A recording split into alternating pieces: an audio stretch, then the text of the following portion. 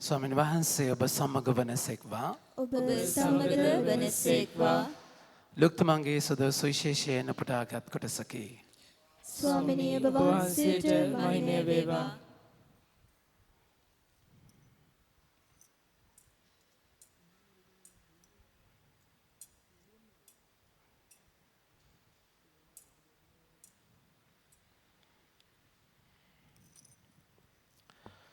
උන්වහන්සේ ජෙරුසලම බලා යද්දී නගර හා ගම් නියංගම් මැදින් අනුශාසනා කරමින් වැඩියසේක.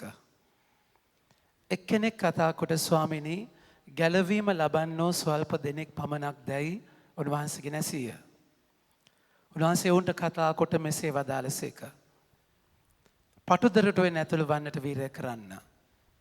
මද බොහෝ දෙනෙක් ඇතුළු වන්නට සොයන නමුත් ඔවුන්ට නොහැකි වේ යයි මම ඔබට කියමි. ගෙදර ස්වාමියා නැගිට දොර වැසූ පසු ඔබ පිටත සිට දොරට තට්ටු කරමින් ස්වාමිනී අපට දොර හැරිය මැනවයි කියන කල නුඹලා කොතැනින් ආවාහු දැයි නොදනිමි ඔව් පිළිතුරු දෙනු ඇත. එවිට ඔබ අපි ඔබ සමග කෑවෙමු බිවෙමු ඔබ අපේ වීදිවල ඉගැන්වූසේ කැයි කියන්නහුය. එතෝ කතා කොට නුඹලා කොතැනින් ආවාහු දැයි මම නොදනිමි. අදමිටු කම් කරන නුඹලා සියලු දෙනාම මා කෙරෙන් පලා යව් යයි කියන්නේය. අබ්‍රහම්ද ඊසාක්ද ජාකොබ්ද සියලු දිවැසිවරයන්ද දෙවනාසගේ රාජ්‍යයේ සිටියදී ඔබ පිටතට දමනු ලබන කල ඒ විලාප කීම්ද දත්මිටි කෑම්ද ඇතිවේ. තවද මනුෂ්‍ය පෙරදිගින් හා අපරදිගෙන් උතුරු දිගින් හා දකුණු දිගින්ද පැමිණ දෙවන්වාසගේ රාජ්‍යයේ මංගල භෝජනයට හසුන් ගන්නෝය. මෙට දැන් අන්තිමයන්ව සිටින සමහරු ප්‍රථමයෝද දැන් ප්‍රථමයන්ව සිටින සමහරු අන්තිමයෝද වන්නෝය. ස්වාමින් වහන්සේගේ ජීවනදායක සුභාරංශය නම් මෙසේය. ක්‍රිස්තුනේ ඔබ වහන්සේට ප්‍රශංසා වේවා. වඩිවන් ප්‍රමාන්තනේ.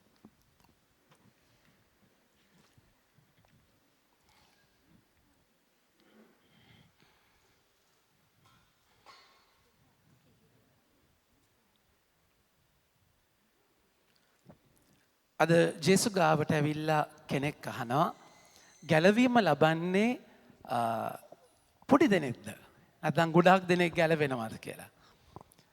ඔබ හිතන්නේ මොකක්ද? ගැලවීම ලබන්නේ පොඩි දෙනයිද ගොඩාක් දෙනෙක්ද? කොහොමද හිතෙන්නේ? සරලව කියනවා නම් ගැලවීම ලබන්නේ කවුද? ඒ කියන්නේ මම ආදර ප්‍රමාන්තනී සමහර මූලධර්මවාදී සභාවල සහෝදරයන් කියනවා ගැලවීම ලබන්නට අපේ සභාවට එන්න ඕනේ කියලා. තේරුණාද කියන එක? ගැලවීම ලබන්න අපේ සභාවට આવුත් තමයි ගැලවීම ලබන්නේ. ඒ නිසා නැත්නම් ගැලවීම ලබන්න බැහැයි කියලා. ඒක නිසා තමයි සල්ලි දීලා හරි කොහොම හරි මොනවා හරි දීලා ප්‍රතිපාදන දීලා හරි සභාවට ගන්න යන්නේ. එහෙම ගත්තාම ඒගොල්ලන්ටත් සල්ලි හම්බ වෙනවා. ඒක වෙනම කතන්දරයක්. කෙසේ වෙතත් හැමෝම නෙමෙයි. සමහර තැන් තියෙනවා. දැන් ඔබ හිතන්නේ ගැලවෙන්න නම් කතෝලිකයෙක් වෙන්න ඕනේද? ගැලවෙන්න කතෝලිකයෙක් වෙන්න ඕනයි කියලා නැත උස්සන්. ගැලවෙන්නේ කතෝලිකයෙක් වෙන්න ඕනේ කියන නැත උස්සන්. පාර්ලිමේන්තුවේ වගේ වෙන්න එපා. අවංකවත් උස්සන්. අනිවාර්යෙන් කතෝලිකයෙක් වුණොත් විතරයි ගැලවෙන්නේ. ඒ කියන්නේ අනිත් ආගම්වලත් ගැලවීම තියෙනවයි කියන නැත උස්සන් බලන්න. ඉකී මොකක්ද අනේ? හරියට අදුස්සන බලන්න. අනිත් ආගම්වලත් ගැලවීම ඒ කියන්නේ අනිත් අය සද්දිසිවරු වගේ මං හිතන්නේ. ඒ කියන්නේ ගැලවීමකුත් නැහැ, ආගමකුත් නැහැ, මරණය ඊට පස්සේ මුකුත් නැහැ. එහෙම දෙපැත්තේ එකකටවත් අත උස්සන්නේ නැහැ. කෙසේ වෙතත් මගේ ආදර ප්‍රේමන්තෙනි කතෝලික සභාව කවදාවත් කියන්නේ නැහැ ගැලවෙන්නේ කතෝලිකයෙක් වුණොත් විතරයි කියලා. දෙවනි වතිකානු මන්ත්‍රණ සභාවේ පැහැදිලිවම කියනවා there are rays of truth in other religions. ඒ කියන්නේ ආලෝකයේ කිරණ අනිත් හැම ආගමකමත් තියෙනවා. එතකොට ඒ කෙනා හොඳ බෞද්ධයෙක් වුණොත් එයා ගැලවෙනවා. හොඳ ඉස්ලාම් මිනිස්සෙක් වුණොත් හැබැයි අර මේ සමහරලාට අන්තවාදී බෝම්බ පුපුර ගත්තයින් පස්සේ කන්‍යාවන් 70ක් හම්බ වෙනවා කියලා ඒ වගේ නිකන් අන්තවාදී කචල්කත් කේස් තියෙනවා. ඒ වගේ මොංගල් අදහස් නැතුව සාමාන්‍යයෙන් හරි ආගමක හරි පදනමක් එක්ක ඉන්න තැනදී එයාව ගැලවෙනවා. ඒක කිසි ප්‍රශ්නයක් නැහැ. හැබැයි කතෝලික අපේ සභාවේ තමයි ජේසු හරහා තමයි හැම කෙනෙක්ටම ගැලවීම හම්බ වෙන්නේ. ජේසු හරහා තමයි කෙලින්ම. දැන් උදාහරණයක් විදිහට පුතේ ඔය දෙන්න එන්න. දැන් මොකක්ද වෙන්නේ? දැන් සභාව සහ අනිත් සභා අතර මම වෙනස් කියන්නේ අනිත් ආගම් වල ගැලවීම මෙන්න මේ වගේ. ඔයා අහක බලාගන්න. ඊට පස්සේ ඔයා මගේ මූණ බලාගන්න. හරිද? දැන් මම ඔළුව අත ගන්නවා නම් එක්සැක්ට්ලි වින්සන් දන්නවා මමයි ඔළුව අත ගන්න කියලා. හිතන්න ගැලවීම ලැබෙන්නේ ඔළුව අත ගෑමම කියලා හිතන්නකෝ. හරිද? ඊට පස්සේ විග්ගික තිබ්බනම් කොහොමත් ගැලවෙනවා කොණ්ඩේ. හරිද? ඒ කියන්නේ මම කොණ්ඩේ දැන් ඔළුව අත ගාම ගැලවෙනවා කියලා. දැන් මෙයාගෙත් ඔළුව අත ගන්නනේ මම. තේරෙනවද කියන එක? මේ දරුවගෙත් ඔළුව අත ගන්න බෑ. එයා දන්නේ මමයි අත ගන්න කියලා. තේරුණාද කියන එක? එයා දන්නේ මමයි අත ගන්න කියලා. ඊට පස්සේ ඉතින් ගැලවිච්ච දවසේදී ලෝක අවසානයේදී උන්වහන්සේ වතට හම්බුනහම වින්සන් ෆාදර් තේරුණාද කියන එක? ජේසුව දැක්කම ජේසු කියලා කියයි. එතකොට මේ පුතා වෙන ආගම ජේසුව දන්නේ නැහනේ. ජේසු එහෙම කියයි. තේරුණාද කියන්නේ? නමුත් ගැලවෙන්නේ ජේසු හරහාම තමයි. ගැලවෙන්නේ ජේසු හරහා. ඒගොල්ලෝ දන්නේ ඒක ගැලවීම ස්වාමින් වහන්සේ ගෙන්න කියන එක. ඉතින් නමුත් හැම ආගමකම මිනිස්සෙක් හරියට හිටියොත් එහෙම ගැලවෙනවා. ඒ නිසා තමයි අපි බලහත්කාරකමින් ආගමට ගන්නේ. නැත්නම් තුවක්කු පෙන්නලා නැද්ද? ඊට පස්සේ දැන් සමහර වෙලාවට කියනවා මම බඳින්නේ ආගමට ආවොත් විතරයි. ආගමේ කෙනෙක්ව විතරයි. අනේ කොල්ලා ඉතින් ආගමට එනවා. ආගමට ආවට සමහර වෙලාවට කිසිම භක්තියක් නැහැ. තේරුණාද? ආගමත් එපා වෙනවා බැන්දයින් පස්සේ වයිෆ් දිහා බලද්දී. නැද්ද? ඊට පස්සේ එහෙම තව කෙනෙක් නිසා ආගම් වලට ඇවිල්ලා වැඩක් නෑ. එහෙම ආගමට එන්න ඕන කියලා කියද්දී අපි අහනවා. ඇයි ආගමට එන්න ඕනේ?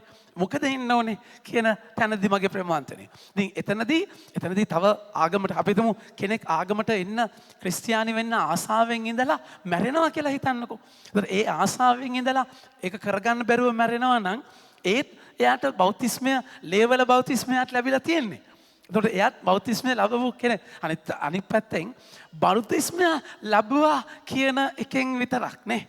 දැන් ඔන්න මම බෞතිස්මය ලැබලා තියෙන්නේ. දැන් ෂුවර් ගැලවීම. Sure and shot. අනිවාර්යෙන් ගැලවෙනවා. බලාගෙන ඉන්න. අද ඒකයි ජේසු කතා කරලා කියන්නේ. මේ මිනිස්සයා ඇවිල්ලා අහනවා වචනේ ගන්න ගැලවීම ලබන්නේ ස්වල්ප දෙනෙක් පමණක්ද කියලා උන්වහන්සේ ජෙරුසලම් බලා යද්දී ඊළඟ වගන්තිය ගන්න. එක්කෙනෙක් කතා කොට ස්වාමිනේ ගැලවීම ලබන්න ස්වල්ප දෙනෙක් පමණක් දැයි උන්වහන්සේගේ නැසිය. ඒක අහන්න හේතුව ඒගොල්ලෝ හිතුවා ජුදා ජාතිකයන් විතරයි ගැලවෙන්නේ අනිත් ඔක්කොම විනාශ වෙනවා කියලා. පරිසිවරු විතරයි ගැලවෙන්නේ අනිත් අය විනාශ වෙනවා කියලා. තේරුණාද කියන්නේ? හැබැයි ඒක හිතුවේ පරිසිවරෙක් වෙච්ච පමණින්ම. ඒ කියන්නේ ජුදා ජාතිකයෙක් වෙච්ච පමණින්ම ගොඩ යන්නයි කල්පනාව. තේරුණාද කියන්නේ? ඒ කියන්නේ ඔබගේ බෞතිස්ම සහ ඒ කියන්නේ ක්‍රිස්තියානි සහතිකේ තේරුණාද? ස්වර්ගයට කිසිම වැඩක් නැහැ. අපි ඉස්කෝලේ දාගන්න ඕන වුණාට ඒ ඇඩ්මිෂන් එකට ක්‍රිස්තියානි සහතිකය ඕනේ. නැද්ද? ළමයා ඉස්කෝලේ දාගන්න නැද්දි පැල් බැඳගෙන එන්නේ. පල්ලියෙන් බඳින්නයි අම්මා එක විකාරයයි. මොකද ළමයා ඉස්කෝලේ දාගන්න ඕන නිසා. දැන් කෙසේ වෙත් අපි එහෙම අහක යවන්නේ නැහැ. එහෙම හරි අපි ක්‍රිස්තියානි කරලා දෙනවා. කොහොම හරි මම විශ්වාස කරනවා එහෙම හරි අත්දැකීමක් හම්බ වෙන්නේ කියලා. මගේ ආදර ප්‍රේමන්තනි මේ පසුබිමේදී ජේසු කතා කළා කියනවා ගැලවීම ලබන්න පුළුවන් කාටද? ඒ කියන්නේ ස්වල්ප දෙනෙක්ද ගොඩ දෙනෙක්ද? ඒක අදාළ නැහැ.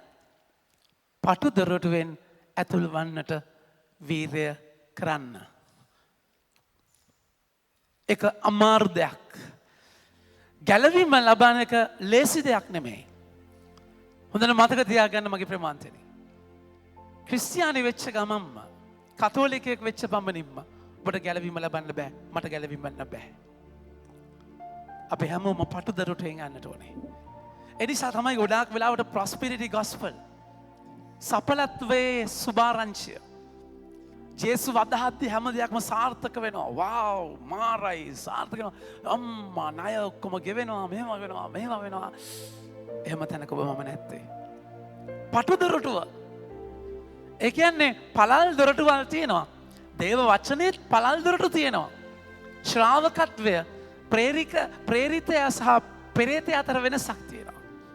අධ්‍යාත්මික පෙරේතයෝ පළල් අදහද්දී වාව් මාරයි.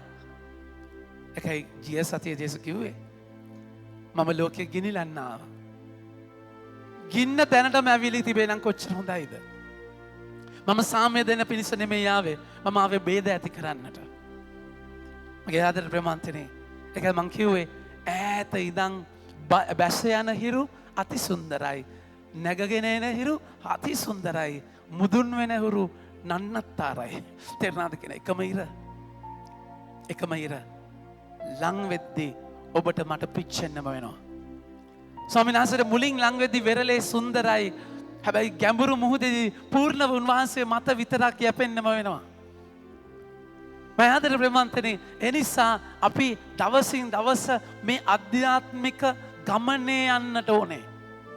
එකයි ජේසු අද වචනේ ආරම්භ කරද්දිම කතා කළා කියන්නේ උන්වහන්සේ ජෙරුසලම බලා යද්දී ජෙරුසලම් බලා යන්නේ මොනවටද මැරෙන්න. සිනොප්ටික්ස් කියලා කියන්නේ සමදර්ශක සුවිශේෂ. ලූක් මාක් මතෙව් එයාලා පැහැදිලි ගමනක් පෙන්නනවා ජෙරුසලමට යන.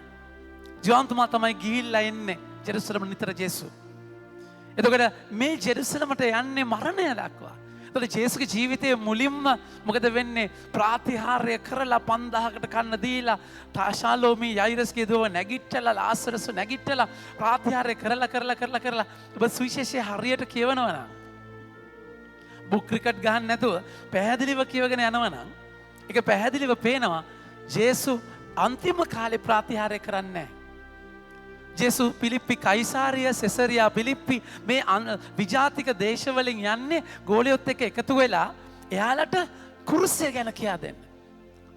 ඒක පිලිප්පි කයිසාරිය මැදින් යද්දී උන්වහන්සේ කතා කරලා කියන්නේ මතේතුමාගේ 10 වෙනි පරිච්ඡේදයේ 21 වෙනි වගන්තියේ උන්වහන්සේ පේදුරු කියද්දී ඔබ ක්‍රිස්තුවරයානෝ දෙවනාස්ගේ පුතා කියලා කියද්දී ඒ අනාවරණය පස්සේ ජේසු තේරුම් කරලා දෙන්නේ එවක් පටන් ජේසුස් වහන්සේ තමන් ජෙරුසලමට වැඩම කර ප්‍රජා මූලිකයන් හා නායක පූජකයන්ගෙන්ද විනයදරයන්ගෙන් හා බොහෝ දුක් වේදනා විඳිනටත් මරණු ලබන්නට තුන්වනදා උත්ථාන කරනු ලබන්නටත් යන බවසිය ශ්‍රාවකයන්ට උගන්වන්න පටන් ගත් සේක.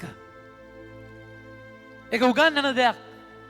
ඒක උන්වහන්සේ අද සුවිශේෂ කතා කරන්න කියන්නේ ගම් නියම් ගම් මැදින් අනුශාසනා කරමින් වැඩියසේක. කියා දෙනවා. ප්‍රාතිහාර්ය වලින් ආකර්ෂණයක් තියෙනවා. හැබැයි කියා දෙනවා.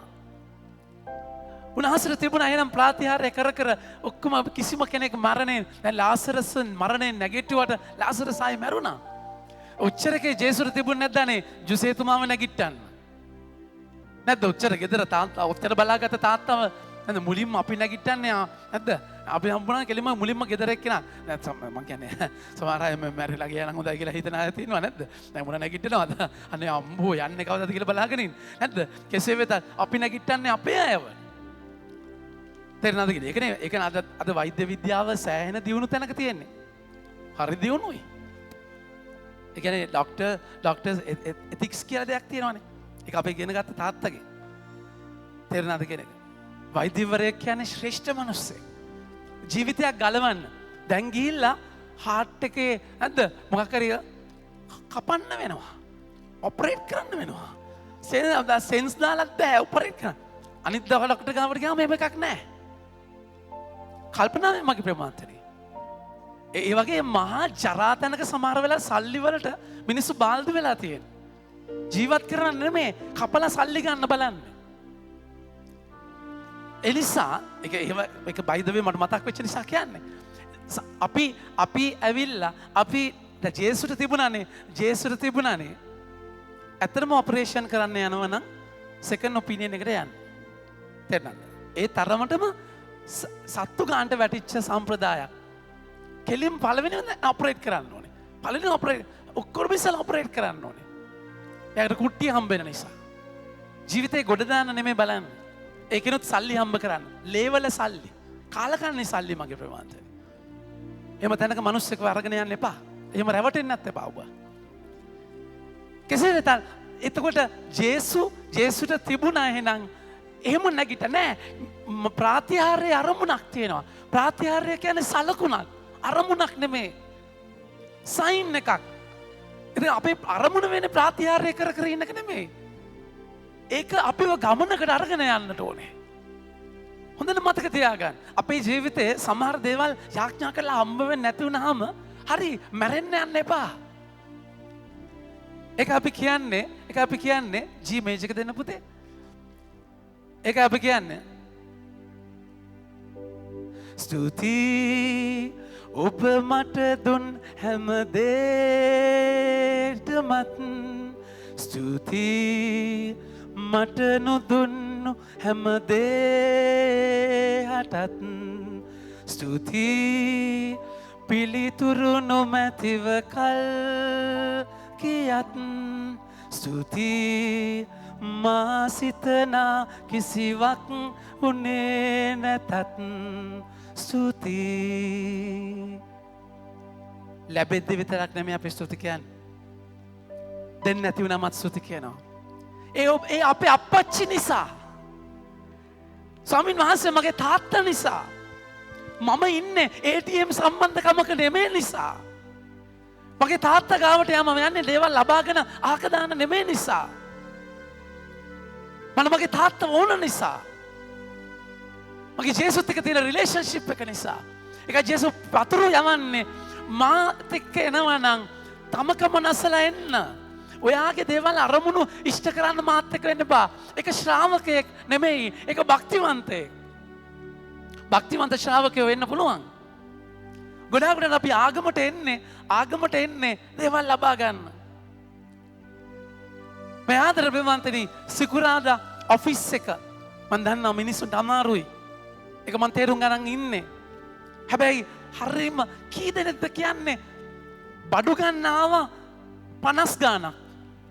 50 ගාණක්. එක අම්මා කෙනා යාවේ කොමිසම් කරන්න. එක්කෙනයි කොමිසම් කරන්න ආවේ. අනිත් ඔක්කොම ඉන්නේ බඩු ගන්න. ලැජ්ජයි. ආදර බෙවන්තනි මම අහන්නේ මොන පූජාවටද දෙන්නේ? හතේ පූජාව නෑ හතේ නෙමෙයි හයමාර පූජාව. මොකද හයමාර පූජාවක් නෑනේ. අටට පූජාවට. අටට පූජාවක් නෑනේ. තේරෙනවද? එයා එක එක වෙලාවල පූජාවක් තියෙනවා. මම ආදර බෙමන් ඇත්තටම බහන්න මම මේ ඇදහිල්ලට ආවේ හිවලුන්ට බෙන පක්ෂීන්ට කැදලා තියෙන මිනිස්යන්ට හිස තබා ගැනීම තනක් නෑ. ඔබගේ ප්‍රශ්නේදී ජේසු ගාවට යන්න ස්වර්ගයේ වැඩ සිට එදිනදා භෝජනය ඉල්ලන්න අනිවාර්යයි. හැබැයි ඒක මගේ තාත්තගෙන් ඉල්ලන තැනක මිසක් හිඟන තැනක් නෙමෙයි. මම ආදර ප්‍රේමවන්තයනි. ඒකයි මේ ගමනේ රිලේෂන්ෂිප් එකක් ඕනේ නැත්තම් ඔබ රිදෙන වෙලාවේ අතාරිනවමයි. ඒක ජේසු රිද්දන්නේ නැත්තේ.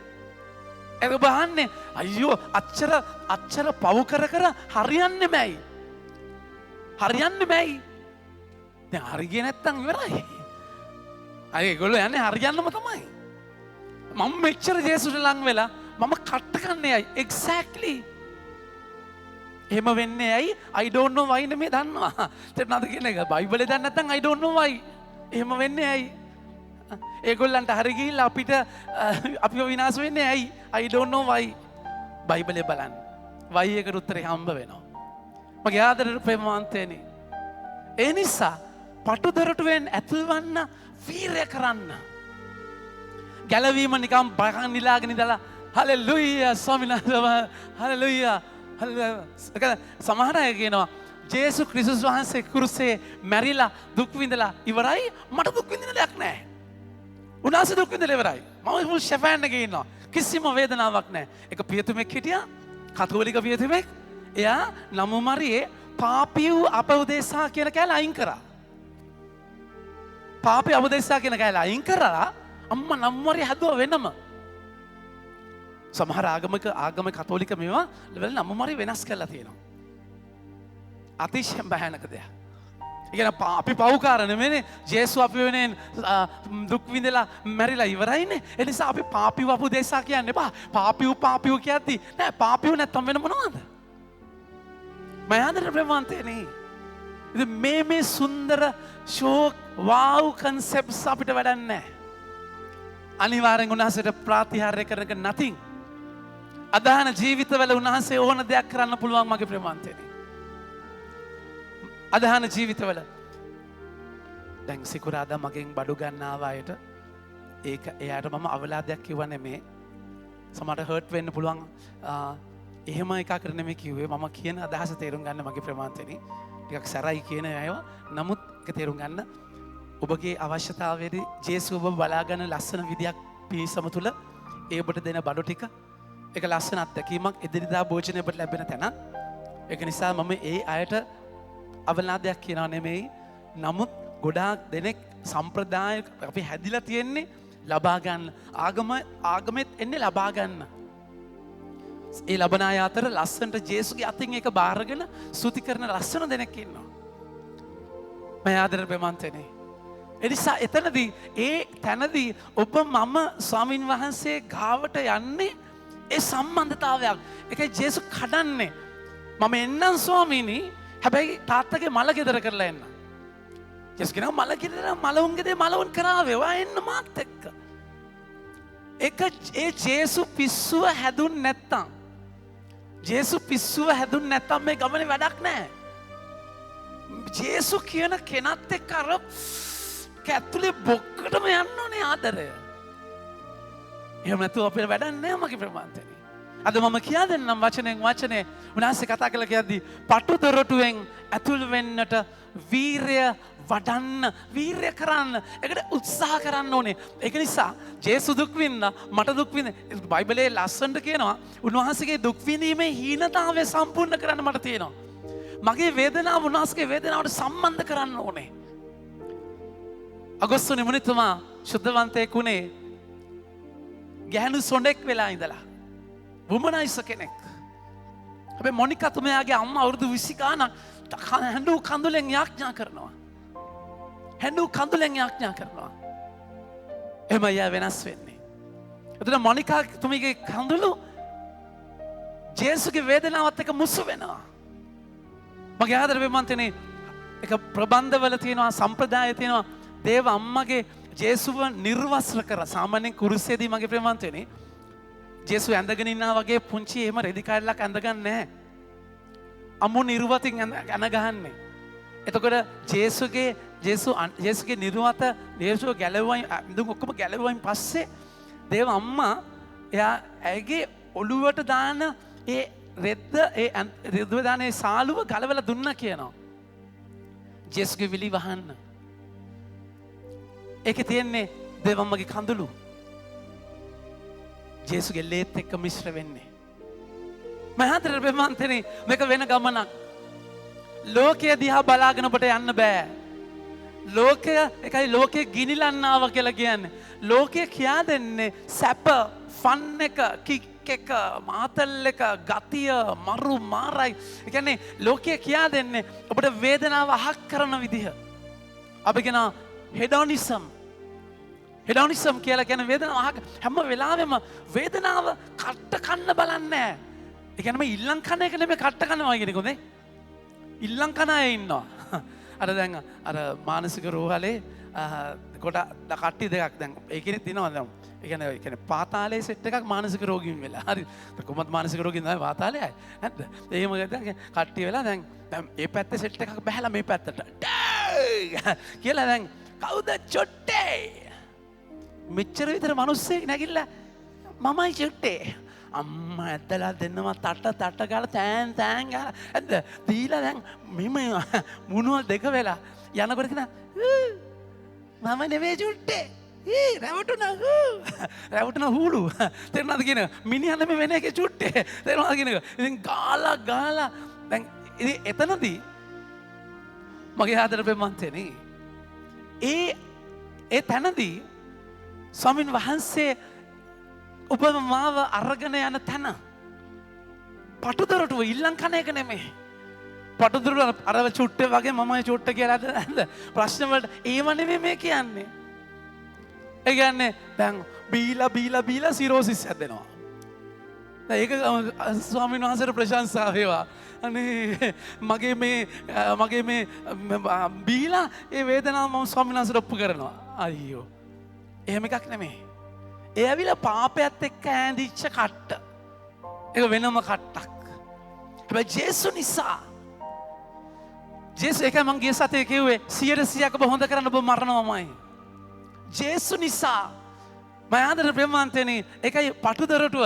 ඒ කියන්නේ ඔබට ලේසි පෙට්‍රල් ටික අරගෙන 1500ට විකුණන්න. ඔබට ලේසි කැම්පස් වගේ පැතිවල නම් අයිස්ද කුඩුද ඕනද සිම්පල්. ඒ කියන්නේ එහෙම තැනක මගේ ආදර ප්‍රේමවන්තයනි ඊසි වේ අවුට්ස් තියෙනවා. කට්ට කාලා මුට්ට කරගහලා නන්නත්තාර යමාරුවෙන් හම්බ කරගන්න 1500 තෙරනද අත්තන්න පැකට් එකට විකුණු අම්මා මයාදර ප්‍රේමවන්තයනි ආයිතින් ගස ගාලා සල්ලි එන්නේ. ඒක අත වනද්දී ඒක ඒ පැකට් එක මචං බිස්නස් එක පටන් ගනින් කියලා කියද්දී මගේ ආදරම අතන මුට්ට කරගහනවද මෙතන කුඩු නිකන් පොට්ට විකුණනවද මුට්ටද පොට්ටද නේද එතනදී ඔබ පටුදරනද තෝරගන්නේ. අනිත් අය රත්තරන් චේන් මේම දාන්නේ කොහමද?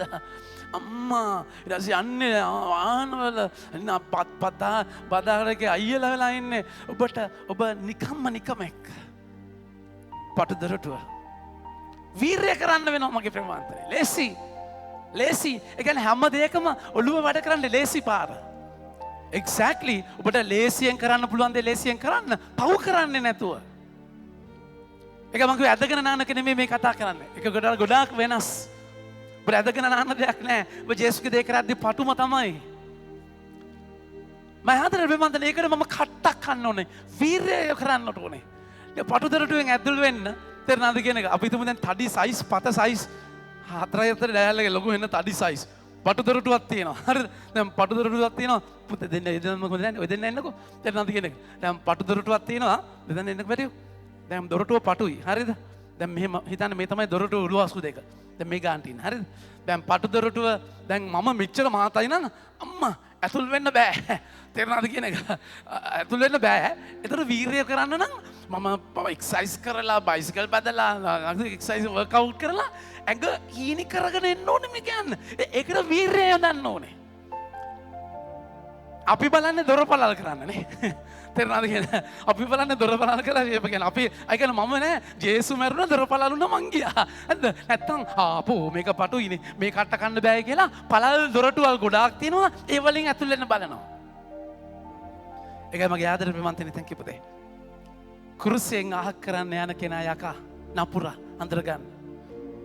ඔබට ඒ පටුදරටුව ඉස්සරහා ඔබ කට්ට කද්දී ඔබ ව්‍යායාම කරද්දී ඔබ එක්සයිස් කරද්දී ඔබ එතනට යන්න කන්න නැතුව निराහාරව ඉද්දී ඒ ඇඟ බස්ස ගන්න හදද්දී ඒ පරිශ්‍රමයේදී යකා අතවනනවා. එපා. ඒකයි ජේසු පාලු කරේ ඒ පටුදරටුවෙන් ඇතුල් වෙන්න ඉන්න තැනදී මගේ ආදර ප්‍රේමවන්තනි මතේ 4:2 උන්වහන්සේ එතන ඉන්නකොට මොකද වෙන්නේ? සාතන් උන්වහන්සේ කුසගිනීව සිටින බව දැක निराහාරවයින් පසු උන්වහන්සේ සාගිනිය ඇතිවිය. එවිට පරීක්ෂාකාරයා උන්වහන්සේ වෙත આવුත් ඔබ දෙවියන් වහන්සේගේ පුත්‍රයා නම් මේ ගල් ගෙඩි පාන් ගෙඩි වන්නන කළ මැනවයි කිය. පළල් මම ආදර ප්‍රේමවන්තනි ඔබගේ ජීවිතේ පෞල් ජීවිතේ ඔබ ජේසු ඉස්සරහා මෙතන දන ගහලා අත් දෙක අල්ලගෙන සැපේ දුකේදී සැපේදී වාසනාවේදී අවාසනාවේදී මම ඔබට විශ්වාසවන්ත වෙනවා ආදරය කරනවා කියලා බැඳලා කනවා කට්ටක් පුතුම කට්ටක් මට අපිරියයි තිත්තයි එහා පැත්තේ අයියා නංගි මොකද මූණ ඊයර යන්නොනද අයියා හරි හොඳයි වගේ මම බිරිඳ ආපෝ හැකර කට කච්ච පච්ච ගහනවා ගෙදර යන්න එපා ඔෆිස් එකේ සෙක්‍රටරි අන්න ස්වීට් තේරෙනවද කියන එක ඔෆිස් එකේ සෙක්‍රටරි දවසක් දැන් මොකද පියන්ට බොස් බනලා පියන් ගිහිල්ලා දැන් මෙතන සෙක්‍රටරිත් එක බොස් පොඩි සම්බන්ධයක් තියෙනවා. ඉතින් මොකද වෙන්නේ පියන් ගිහිල්ලා ටක් ගාලා වයිෆ්ට කෝල් කරනවා දැන් ආවොත් මැඩම් අල්ලගන්න පුළුවන් කියලා. ඒ වෙනකොටත් මේ මිනිහාගේ ඔඩොක්කුවේ සෙක්‍රටරි ඉඳගෙන දැන් මොකද්ද දැන් වයිෆ් වෙනවා දොර අරගෙන ලියාගන්න මේ ඔෆිස් එකේ පුටුවල ලොකු අඩුපාඩුවක් තියෙනවා නිසා සමහර විට එක පුටුවේ දෙන්නත් ඉඳ ගන්න වෙනවා කියලා මම කම්ප්ලේන් එකක් ලියනවා. වයිෆ් වල්ලා මොකද රේ කියලා. මම ආදර ප්‍රමාන්තේ. ඒ නිසා ඔබට ඔබගේ වේදනාවේදී ඔබට උත්තර දෙන ඕන තරම් වැඩ කරලා හවසට පොඩි අඩියක් ගහන පළල් දොරටුව. ඒක කිසිම පළලක් නැහැ. මතක තියාගන්න. ඔබගේ ජීවිතේ තනිකමේදී පාළුවේදී හැඟීමේදී ඔබ බලන ඒ ජරාව. ඒ කියන්නේ ස්වං වින්දනට වැටෙන නිදහස. මයාදර ප්‍රමාන්තනි ලෝකයේ කියයි එක අර්ථකථන. ඇඟට ඇල්කොහොල් ඕනේ. ස්ට්‍රෙස් එකට ස්වං වින්දනය හොඳයි. ඕන තරම්. මයාදර ප්‍රමාන්තනි පටු පළල් දොරටුවල් ගොඩාක් තියෙද්දි මම තීරණය කරනවා මම ජේසුගේ දේ කරනවා. ජේසුගේ දේ කරනවා. ඒක ලේසි නැහැ. ඒක ලේසි නැහැ. ඒකට වීරයක් යොදන්නට ඕනේ. වීරයක් යොදන්නට ඕනේ. දැන් මේ දවස්වල අපේ ඉන්ටර්නෙට් පුතේ අද හරියද? යන්නේ නැහැ නේද? ඉන්ටර්නෙට් වල ලොකු අවුලක් තියෙනවා. මාර කට්ටක් ගන්න ඕනේ. තේරෙන රිෆ්ලෙක්ෂන් එකේ විනාඩි 10 වීඩියෝ කියන්න පැය 5ක් විතර යනවා. මාර කට්ටක්. දැන් ඊයේත් මේක දාගන්න බැරුව පුදුම කට්ටක්. අතාරින්න පුළුවන්. අතාරින්න පුළුවන්. නෑ. ඒකට කට්ට කන්න වෙනවා මගේ ප්‍රමාන්තනේ. ඒකට කට්ට කන්න වෙනවා. එනිසා මතක තියාගන්න ලෝකය කියන මේක දේ ඔබ ෆ්ලෂ් කරන්න ඕනේ. ලෝකය කියන දේ ඔබ අහක් කරන්න ඕනේ. බ්‍රේන් වොෂ් වෙන්න ඕනේ. ඉතින් ලෝකයෙන් බ්‍රේන් වොෂ් වුණොත් ඔබ හැමතිස්සෙම හොයන්නේ පහසුව. සැප. ඔබ ලෝකෙ හොයන්නේ සුඛ විවරණය. ඒ වාව් ලයිෆ් එක නෑ. ස්වාමින් වහන්සේ ඒකයි මල්ලු වෙනට යන්න ඕනේ. මල්ලු වෙන නැති වුණොත් ඔබ ජේසු දිහා බලන එක අතහැරුණොත් ඔබ ලෝකයේ දිහා බැලුවොත් ඔබ ලෝකයේ දේ තමයි ආදර්ශයට ගන්නෙ. ඒක ජේසු මල්ලු වෙනට ගිහිල්ලා පටු දොරටුවේ නැතුළට එක ලේසි නැහැ. ජේසු මල්ලු වෙනට ගිහිල්ලා කෑ ගහලා කියන්නේ අප්පා තාත්තේ ඔබ වහන්සේට සියල්ලක්ම පුළුවන්. හැකිනම් මේ පාත්‍රය අහක් කරන්න. ඔය මගේ කැමැත්ත නෙමෙයි බාසගේ කැමැත්ත. ඒක අමාරු දෙයක්. මල්ලු වෙන නැතුව පටු දොරටුවෙන් ඔබ කවදාවත් ඇතුල් වෙන්නේ නැහැ. ඒක ජේසු කියන්නේ වීරිය කරන්න. එෆර්ට් එකක් ඕනේ. ඒකෙන් අදහස් කරන්නේ මේක කරන්න බෑයි කියලා. ඒක කොරින්ති 10 වෙනි පරිච්ඡේදයේ 13 වෙනි වගන්තිය උන්වහන්සේ කියනවා. පොදුවේ හැම මිනිස්සෙකුටම 13 වෙනි වගන්තිය පැහැදිලිව කියනවා පොදුවේ හැම මිනිසෙකුටම මුහුණ පානට ඇති පරීක්ෂා හැර අනෙකක් ඔබ වෙත පැමිණ නැත. ඔබට දරාගත නොහැකි පරීක්ෂා ඔබ පිට පැමිණීමට ඉඩ නොහැර ඔබට පරීක්ෂා දැරිය හැකි වනසේ ඒ සමගම ගැලවීමේ මගක් සලසා දෙන දෙවියන් වහන්සේ කෙරෙහි විශ්වාසය තැබිය හැකිය. ඔබට ඔබ ඒ පටු දොරටුවෙන් ඇතුල් වෙන්න අවශ්‍ය ශක්තිය උන්වහන්සේ දෙනවා. ඒ පරීක්ෂාවත් එක්ක ශක්තිය උන්වහන්සේ දෙනවා. වැඩේ තියෙන අපේ ફોකස් එක වෙන්නේ යාඥාව නෙමෙයි, බලය ලබන අත්දැකීමක් නෙමෙයි. අපි ફોකස් එකේ ඉන්නේ escapism, ඒ අයිතියෙන් පැනලා යන තැන. ඒ අවස්ථාවෙන් පැනලා යන අධ්‍යාත්මයක්. ඒක උන්වහන්සේ රෝම වර්ගයේ 5 වෙනි පරිච්ඡේදයේ 20 වෙනි වගන්තයේ කියන්නේ ව්‍යවස්ථාව පැමිණි පසු පාපය වැඩි විය.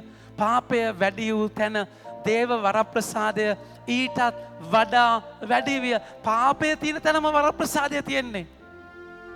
ඔබ වීර්ය කරනවා නම් එෆර්ට් එකක් දානවා නම් මගේ ආදර ප්‍රේමන්තනේ ඒකට එෆර්ට් එකක්. අයි එෆර්ට් එකක් දාන්න ඕනේ. ජේසුට පුළුවන් නේ, ස්වාමීන් වහන්සේට පුළුවන් නේ ඔබ සිංගල් අරන් යන්න. පුළුවන්. ඔබත් බල්ලෙක්, පූසෙක්, හරකෙක්, මීහරකෙක් වුණා නම් උන්ට choice එකක් නැහැ. හැබැයි ඔබට මන නිදහස් කැමැත්තක් තියෙනවා.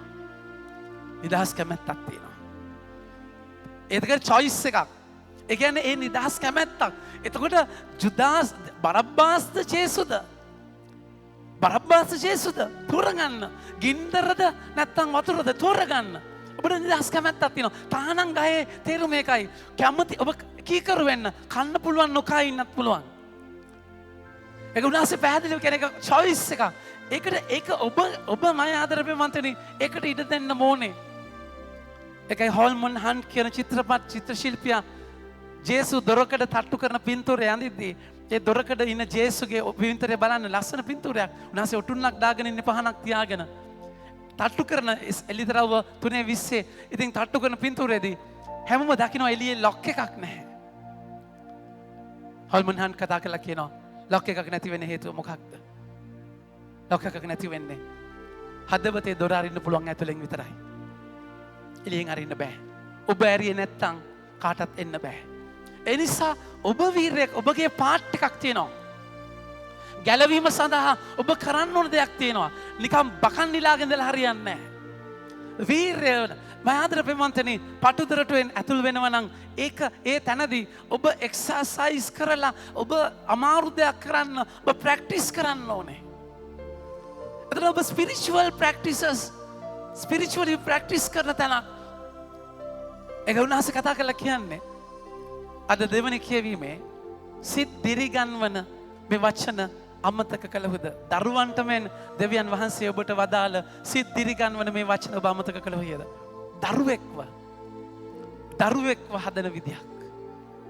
තාත්තා ඔහේ ඕන දෙයක් කරගෙන යන්න එහෙම දරුවෝ හදන ඉන්නවා. ඉල්ලන ඔක්කොම දෙනවා. ඉල්ලන කියන ඔක්කොම කරනවා. හිතන්න ඒකයි ආදරය කියලා. කරලා බලන්න.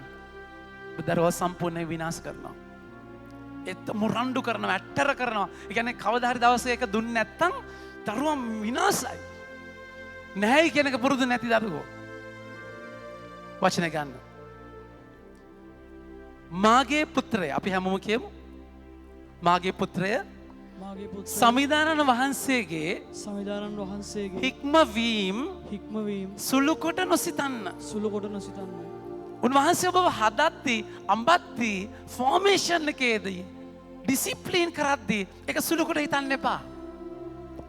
ඉතින් මතක තියාගන්න ෆෝමේෂන් එක නම් රිදෙනවම තමයි. රිදෙන්නේ නැත්තම් ෆෝමේෂන් එකක් වෙන්නේ නැහැ. ඉතින් ඒක පැහැදිලිවම අයිති කරගන්න ඕන තැන. ඉතින් එතනදී අපිට රිදෙන්නම රිදුන් නැත්තම් ෆෝමේෂන් එකක් නැහැ. ඉතින් ඒතකට ඒ තැනදී දෙවියන් වහන්සේ 7 වෙනි වගන්ති දෙවෙනි කොටස දෙවියන් වහන්සේ ඔබ ගැන පුත්‍රයන්ට මෙන් ක්‍රියා කරනසේක තම පුත්‍රයාට දඬුවම් නොකරන පියෙක් ඇද්ද? හැම දරුවෙකුම ලබන දඬුවමට ඔබ පංගුකාරයෝ නොවනම් ඔබ පුත්‍රයෝ නොව අවජාතකයෝය. මගේ ආදර ප්‍රේමන්තනි දඬුවම් ලබන කල මොකද වෙන්නේ? දඬුවම් ලබන කල ඒක ඔබට පහසුවක් නෙමෙයි. ඒක වේදනාවක්. ඒක රිදෙන තැනක්. නැත්නම් ඒක දඬුවමක් වෙන්නේ නැහැ. ඔබ හදන්න අඹන තැනදී මැටි ගොඩ අරගෙන චප්ප කරන්න ඕනේ. එතන රිදෙන්න ඕනේ මගේ ප්‍රේමන්තනි. වචන ගන්න. බලන්න හික්මවන කලමනානික නොවන්න. උන්වහන්සේ තරවටුණු කරන කල කියන්න උන්වහන්සේ තරවටු කරන මලානික නොවන්න. මලානික නොවන්න. දැන් අපි මොකද කරන්නේ? පැන්න ගමන් මොකද කියන්නේ? මට බෑ. මං කරන්නේ. මට බෑ. මං දෙකෙන් තරවටු කරගම මලානිකද? දැන් අපි උන්වහන්සේට එහෙම කිය දැන් ජෙරමියා වගේ චරිතය එහෙම කියන්න පුළුවන්. අපි මොකද කරන්නේ? අපි යනවා දාලා අතන්ට යනවා. අතන කෝවිලට යනවා. අතන මෙතනට යනවා. උන්වහන්සේ තරවටු කරද්දී සමහරවිට දැන් උන්වහන්සේගෙන් රිදෙද්දී උන්වහන්සේගේ දේ කරද්දී මලානික වෙන්න එපා. ඒ ඔබේ රිලේෂන්ෂිප් එකේ ඉන්නවා නම් උන්වහන්සේ ඔබව හදන විදිය, ඔබව අඹන විදිය ඔබට පේනවා. මේ ස්වාමීන් වහන්සේගේ හස්තේ වෙන්නේ, උන්වහන්සේගේ අතේ වෙන්නේ. මගේ ආදර ප්‍රේමන්තයනි, ඒ අත එක එක විදියට උන්වහන්සේ පාවිච්චි කරන්න පුළුවන්. ඔබට දඬුවම් කරන්න. ඒ උන්වහන්සේ යෙසායා 10 වෙනි පරිච්ඡේදයේ 5 වෙනි වගන්තියේ මේ දඬුවම කරන්න බලන්න. ඔබට හික්මවන්න බලන්න. මගේ උදහස් ලකු ජාතියට දඬුවම් කරන පිණිස මම අසිරියාව මුගුරක් එවත් සැරෑටියක් සේ පාවිච්චි කරමි. අසිරියාව ගන්නේ. දැන් ඔබට වේවැලක් අරගෙන ගහනවා නම් වේවැල ගන්න ඕනේ.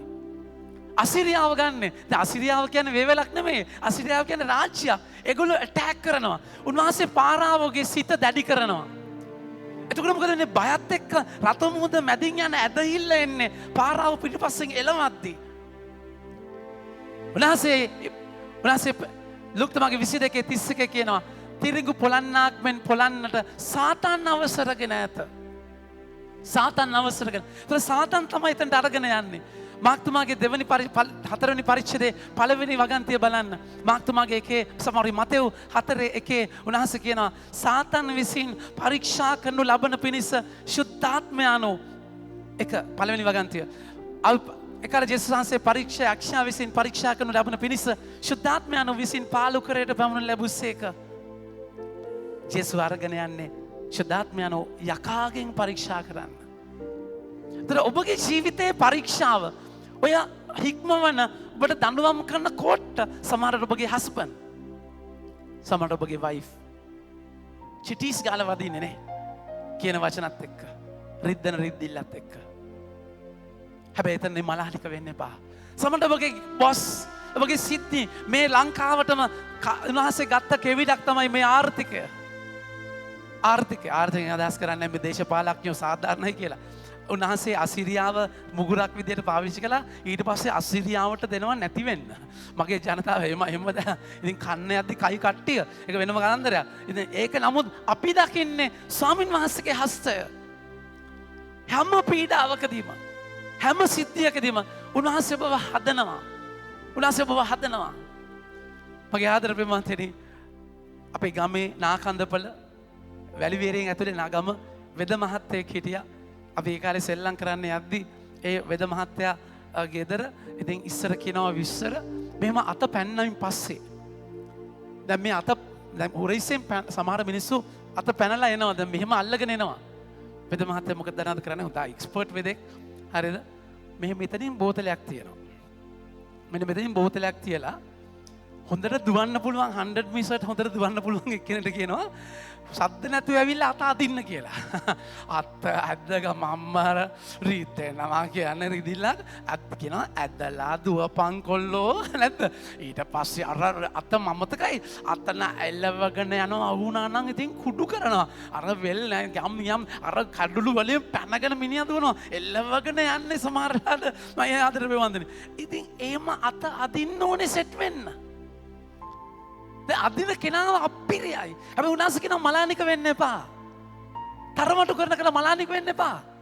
සමහර ඔබගේ ආර්ථිකය ස්වාමීන් වහන්සේ ඔබට ඕන දේ දෙන්නේ නැහැ. හික්මවනවා. එතනදී එහෙම දුන්නා නම් ඉවරයි. මම ආදරේ ප්‍රේමවන්තනි සමහර වෙලාවට සමහර කන බොන එක ඉනම් හරියට පාලනය කරන්නට ඕනේ.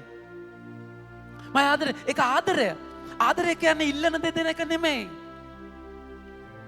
Love is not pleasing. කෙනෙක් සතුටු කරන එක නෙමෙයි. හික්මවනවා. දෙන්න ඇති. ඔබ අපේ ගෙදර ගිහලා බලන්න සඳ විතරයි ගෙදර යන්නේ. ගෙදර ගියාම අම්මා බත් එක මෙහෙම බෙදලා දෙන්නේ නැහැ. තේරුණාද කියන එක? ඇති නේ පුතේ. සාමාන්‍ය ස්වාමි පුතා ගියායින් පස්සේ හොඳට කන්න මගේ පුතේ අම්මේ බලන්න ඇඟේ කිසි අවුලක් නැහැ. ඒක වෙනම කතන්දර. නැද්ද? ඒක කන්න කියලා දෙන්න. නෑ ඇති නේද? මේ ඇතිද බත්? ඉතින් තේරුණාද කියන මම තව ටිකක් දාන්නනේ. තේරුණාද කියන ඇතිද බත්? එහෙමයි කතා කරන්නේ. ඇයි 44 වයස කොලෙස්ටරෝල් එන්න පුළුවන් දැන් නැද්ද? සෞඛ්‍ය ගැන හිතන්න ඕනේ. ඒක හික්මවීමක්. ඒතර මලානික වෙන්න බා ආදරය නිසා. ඒ නිසා මගේ ආදරය ප්‍රේමවන්තනේ සමහර සිද්ධිවලදී ඔබට උන්වහන්සේ රිදෙන්න දෙන්නේ ආදරයත් එක්ක. මලානික වෙලා උන්වහන්සේ වතෑරලා යකාට මාර වෙන්න එපා. එතන තියෙනවා මාර ආදරයක්. අපි අල්ලපු ගෙදර කෙනාගේ කන මිරිකන්න බෑනේ. තමුන්ගේ දරුවාගෙන.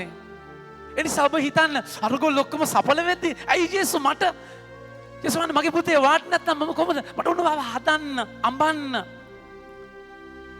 හොඳ හුස්මක් ගන්න. හුස්ම එළිය දාන්න ඔක්සිජන් අරගෙන ආයි කම්මැලිකම අයින් කරලා තාම දේශනාව මග ඉන්නේ නැද්ද? සෑහෙන තත්ත්ව භයානකයි තේරෙනවද කියන එක. තාම මේ පළවෙනි වාක්‍යයේ ඉන්නේ කෙසේ වෙතත්. මම ආදර ප්‍රමාන්තේ තාත්තා කෙනෙක් ඉන්නවා. ආම්මි එකේ වගේ ට්‍රේනින් එක. හරිද? අම්මා පුතාට මල වදයක් කියන්නේ අයිට ඔෆ් කරනවා. අර ටැප් එක කරලා වතුර යනවා අහනවා. ඊට ඔය අතන කොන දානවා මොකේ? ඒ කියන්නේ මාර ට්‍රේනින් එක මල වදයක්. මම ආදර ප්‍රේමන්තේ පුතාට මොයි කියනවනේ නැහැ. ඒ කියන්නේ අර ඩිසිප්ලින් කියන එක එහායි නම් මෙහාට. පුතා ලොකු වෙනවා. තාත්තව තමයි අපිරියම තර චරිතය. ඊට පුතා ඉගෙනගෙන කොමරි ලොකු දාස් ගානක් එන ජොබ් ඔපචුනිටි එකක් හම්බ වෙනවා. ඒක ඉන්ටර්විව් එකට ගියායින් පස්සේ ගේට්ටුව දැන් එයාගේ පුරුද්දනේ. දැන් ගේට්ටුවෙන් ඇතුල් වෙනවා. ගේට්ටුව අතලා එයා වහනවා ගේට්ටුව. ඊට පස්සේ කොළ කෑල්ලක් බිම වැටලා තියෙනවා. ඒක ඇහිඳිනවා. දැන් අර පුරුදු වෙලා තියෙන පොඩි කාලේ ඉඳන්. ඒක ඩස්බින් එකට දානවා. එයාදී අර පාලකයේ පුටුව දැන් පාලකයේ එළියේ ටැප් එක තියෙනවා වතුර බින්දුව වටනවා. එයා ඒක වහනවා. පාලකයේ පුටුව එහාට වෙලා එයාගේ ලස්සනට තියෙනවා. ඊට පස්සේ නිකන් වැරැන්ඩ එකේ ලයිට් නිකන් පත්තු වෙනවා දහමහදවල් ඒවා ටික ඔෆ් කරනවා. ෆෑන් එක පාලේ එතන එළියේ මෙතන ෆෑන් එක වැඩ කරනවා ඒක ඔෆ් කරනවා. ඔෆ් කරගෙන ගිහිල්ලා එයා ඉන්ටර්විව් බෝඩ් එකට ඉඳගන්නේ. එක ප්‍රශ්නයක්වත් අහන්නේ නැහැ. එක ප්‍රශ්නයක්වත් අහන්නේ. එක්සෑම් ඉන්ටර්විය් පාස් ජොබ් එක හම්බ වෙනවා. පුතා නැද්ද? නෑ පුතා. වාගේ ඉන්ටර්විය් එක තමයි මග තිබ්බේ. අපි මෙතන දැන් ගොඩාක් දෙනෙක් ආවා. ඔක්කොම ලස්සනට ඇඳගෙන ඉන්ටර්විව් එකේ කියලා ප්‍රශ්න වලට උත්තර දෙන්න ආවේ. හැබැයි ඔයා තමයි sense of belonging තමුන්ගේ කමක් තිබුණේ ආයතනයට. ඔයා වගේ කෙනෙක් තමයි අපි හෙව්වේ. අපි මේ ඔක්කොම තිබ්බේ ඕන කමින් කවුද මේක කරන්න කියලා බලාගෙන. එදා තමයි තාත්තට ආදරේ හිතුනේ ඒ දරුවට. මම ආදරේ බෙමන්තනේ මේක සටනක්. එනිසා පටු දොරටුවෙන් ඇතුල් වෙන්න ස්වාමීන් වහන්සේ ඔබ මෙහෙවන හික්මවන තැනක්. ඒ හික්මවීම සුළු කොට නොසිතන්න. උන්වහන්සේ තරමට ගොන කළ මලානිකන වන්න. මන්ද ස්වාමින් වහන්සේට ප්‍රේම කරන අය උන්වහන්සේ හික්මවන එක මේ තමයි කීවර්ඩ් එක. ජේසුට ආදරය කරනවා නම් විතර හික්මවන්නේ. අනිත් හික්මවන්න බෑ. මොකද ළඟ ඉන්න ඕනේ. දිග තාලා යනවා නම් ගහන්නේ බයයි. රියැක්ට් කරනවා නම් එහෙම කරන්නේ තමුන්ගේ තන ජේසුට ආදරය නම් එක්සැක්ට්ලි උන්වහන්සේ ලුක්තුමාගේ සුවිශේෂය මත ජෝන්තුමාගේ සුවිශේෂය 11 වෙනි පරිච්ඡේදයේ උන්වහන්සේ කතා කළා කියනවා 5 වෙනි වගන්තිය මට මතක හැටියට උන්වහන්සේ කතා කළා කියනවා උන්වහන්සේ මාර්තාටද ජේසුස් වහන්සේ මාර්තාටද ඇගේ සහෝදරියටද ලාසරස්ටද ප්‍රේම කළසේක ඒත් ඔහු අසනීපෙන් සිටින බව උන්වහන්සේ ඉස්සර සැලවූ පසු තමන් සිටි ස්ථානයෙහිම දෙදිනක් නතර වී සිටියේ. ආදරය කරන විදිය මැරෙනකන් ඉන්නවා යන්න. ඒකයි පිළිතුරු දෙන්නට කල් ගියත් බාසර ස්තුතියි. විශ්වාස කරන්න මගේ ප්‍රේමවන්තනේ ඔබට වඩා උන්වහන්සේ ඔබට ආදරෙයි. ඔබ ආදරය කරන කෙනාට ඔබට වඩා ආදරෙයි. ඔබ ආදරය කරනට වඩා ආදරෙයි. ඒ ආදරයත් එක්ක ඔබට හැප්පෙන්න බෑ. ආදරය කියන්නේ හුරතල් කරන එක විතරක් නෙමෙයි. රිත්තන්න ඕනේ, කඩන්න ඕනේ, හදන්න ඕනේ. මගේ ආදර ප්‍රේමවන්තනේ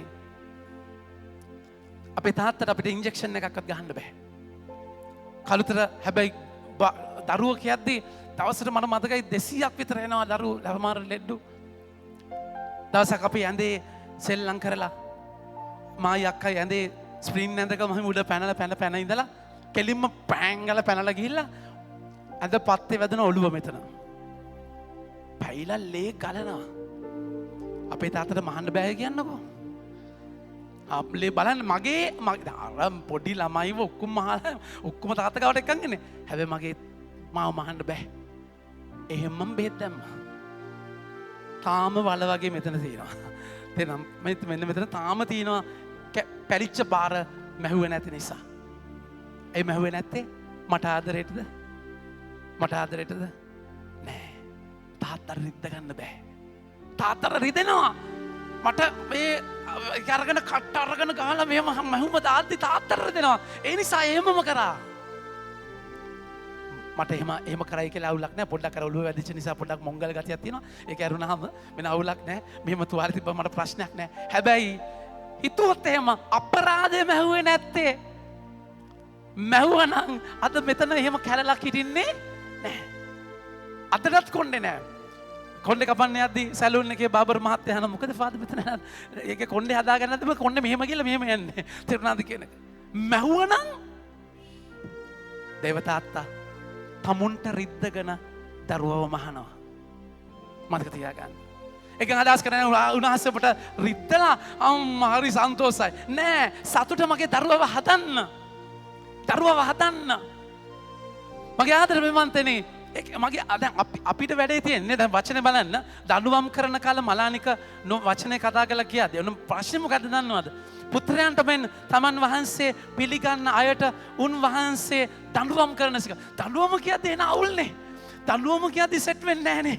මොකද දඬුවමත් එක්ක ඔබ දඬුවම විඳින්නේ නැහනේ. මොකද දඬුවම කාලා තියෙන දෙමව්පියෝ. දඬුවම කාලා දඬුවම් දෙන විදිය දෙමව්පියෝ දන්නේ නැහැ. ඒ කියන්නේ මම ආදර ප්‍රේමන්තනි කෑ ගහන කෑ ගැහිල්ලට ඒ කියන්නේ එයාට කේන්ති කියලානේ කෑ ගහන්නේ.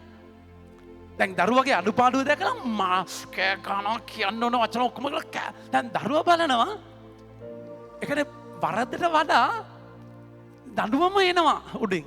වරද මොකක්ද කියලා තේරෙන්නේ නැහැ. දඬුවම ફોකස් මම ඔබට කියලා තියෙන්නේ. මම ගුටි කාලා තිනවා අපේ තාත්තගෙන් චූ යන්න 3 පාරක්. 3 පාරක් කාලා තිනවා. දැන් මෙච්චර අවුරුදු 40 ගානට මට ඒ 3 පාරම මතකයි. හැබැයි ඔබට කියන්න ඇයි ගැහුවේ කියලා මතක නැහැ කියන්නකෝ.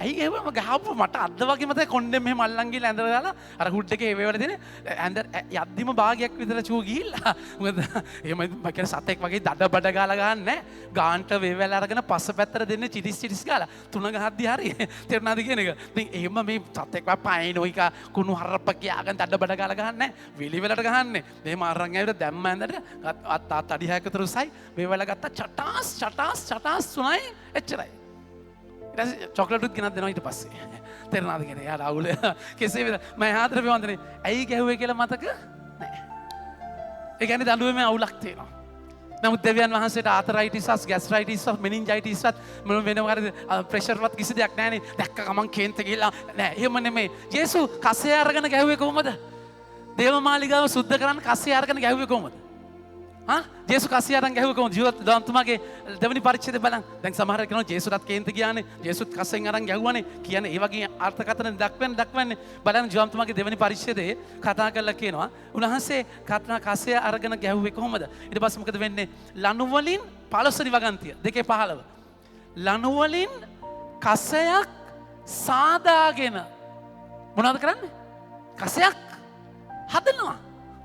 දැන් කේන්ති ගියාම දෙන්න කොක කවුරු කියන දෙන්න ඇත්ත ඊට පස්සේ ලණු අරගෙන ඒ කියන්නේ කසේ හදනවා ඒ කියන්නේ ලණු අරගෙන දැන් දෙන්නම් හොදේ දෙන්නම් පොඩ ඉන්නවා දෙන්න ඒව කරනවාද අවුෙච් එකකින් අදලා දෙන්න බෑ කස හදා ඉන්න බෑනේ ඒ කියන්නේ proportionate punishment කේන්ති කියලා නෙමෙයි මතක තියාගන්න ඔබව හදන්න බිත්තිය බෝඩ් නම් පොඩි පීටි පහරයි. බිත්තිය ලීනං ඊට වඩා එකක් ඩිංගාල දෙන්න ඕනේ. බිත්තිය ගඩොල් නම් බ්ලොක් ගාල නම් ඩිංගාල දෙන්න ඕනේ. බිත්තිය ගඩොල් නම් දඩ ගාල දෙන්න ඕනේ. බිත්තිය කොන්ක්‍රීට් නම් ඩෝන් ගාල දෙන්න ඕනේ. ඒ බිත්තියට හැටියට තමයි පහර දෙන්නේ. ඒ නිසා අනිත් එක්කෙනා මෙහා දිහා බලන්න එපා මගේ ප්‍රබන්තනේ. මලානික වෙන්නට එපා. මම ආදරේ මද සුවිශේෂය කතා කරලා කියනවා උන්වහන්සේ කතා කළා කියන බලන්න පටුදොරටුවෙන් ඇතුල් වන්නට වීරය කරන්න. එයි එහෙම කියන්නේ මන්ද බොහෝ දෙනෙක් ඇතුල් වන්නට සොයන නමුත් ඔවුන්ට නොහැකි වේ. ගොඩාක් දෙනෙක් හොයනවා. ඒකයි උන්වහන්සේ මතේතුමාගේ 7 වෙනි පරිච්ඡේදයේ 13 වෙනි වගන්තිය කතා කළා කියනවා මේ පටුදොරටුව ගැන ආයිත්. උන්වහන්සේ කතා කළා කියනවා පටුදොරටුවෙන් ඇතුල් වන්න විනාශයට යන දොරටුව විශාලය. පාරත් පළල්ලය එයින් ඇතුළු වන්නෝද බොහෝය. ඒ ජීවනයට යන දොරටුව පටුවය පාරද අවහිරය ඒ සොයාගන්න ස්වල්ප දෙනෙක් පමණකි. බොහෝ දෙනෙක් හොයනවා හැබැයි ඇතුල් වෙන්නේ නැහැ. ඒ කියන්නේ මොකක්ද? පටු දොරටුව කියන්නේ දෙවනස්ගේ වචනය. ඒක මතේතුමාගේ 7 වෙනි පරිච්ඡේදයේ උන්වහන්සේ කතා කරලා කියන්නේ 14 වෙනි වගන්තිය. මතේ 7:14 වෙනි වගන්තියේ උන්වහන්සේ කතා කරලා කියනවා දේව වචනය අහලා පිළිපදින අය 24 සමවෙන්න. එහෙත් යමෙක් මාගේ වචනය අසා ඒවා පිළිපදීද ඔහු පර්වතය මත තනාගත් ගයක් වගේ කිය. එතකොට දොරටුව දැක්කට වැඩක් නෑ ඇතුල් වෙන්නේ නැත්තම්. ඒකයි ජාකබ්තුමාගේ 1:22 කතා කරලා කියන්නේ. දැන් ඔබ දේශනාව අහන් ඉන්නවා. ඔබ බයිබලේ කියවනවා. දහම් පාසල් එනවා. වචන ඔක්කොම හරි. හැබැයි ඒක අහලා විතරක් වැඩක් නෑ. පාරේ වැටිච්ච බීජ වගේ කුරුල්ලෝ ඇහිඳගෙන යනවා. දේව වචනේ අසා පිළිපදින අය 22 කියනවා ඒ තමන්ම රවටා නොගෙන දහම් පණිවිඩය අසන්නන් පමණක් නොවි එය පිළිපදින්නෝද වන්න. ඒ කියන්නේ එහෙම ඊළඟ වගන්තිය බලන්න. එතනම යමෙක් දහම් පණිවිඩය අසන නමුත් එය නොපිළිපදින්නේ නම් ඔහු කැඩපතකින් තමාගේ මුහුණ ඇති සැටියෙන් බලන මිනිසෙකුට සමානයි. ඊළඟ වගන්තිය තම ස්වරූපය දෙස බලා අහක්ව ගිය පසු තමා කෙබඳු මිනිසෙක් දැයි වහාම අමතක කරන්නේ. දැන් හිතන්න කන්නාඩිය ඉස්සරහට යනවා. හරි කන්නාඩිය ඉස්සරහට යනවා. ගන්නකෝ. කන්නාඩිය ඉස්සරහට ගියයින් පස්සේ මේ කැමරාවක් ගන්න. හරිද? කන්නාඩිය ඉස්සරහට ගත්තා. කන්නාඩිය මම මූණ බලනවා. හරිද? දැන් කන්නාඩිය මූණ බලද්දි හේතුව මොකද්ද? කන්නාඩියෙන් බලන දැන් මට පේනවා මට මේකෙන් පේන්නේ මෙතනින් පේන්නේ. තේරෙනවද කියන එක? දැන් කන්නාඩිය බලන කොණ්ඩේ අවුල්. කන්නාඩියෙන් බලලා මොකද මම කරන්න ඕනේ? හරිද? කොණ්ඩේ පීරන්න එපා. දැන් කන්නාඩියෙන් බලනවා දැන් කොණ්ඩේ අවුල්. හරිද? කොණ්ඩේ අවුල් කන්නාඩියෙන් බලලා කන්නාඩියෙන් බලලා මං යනවා.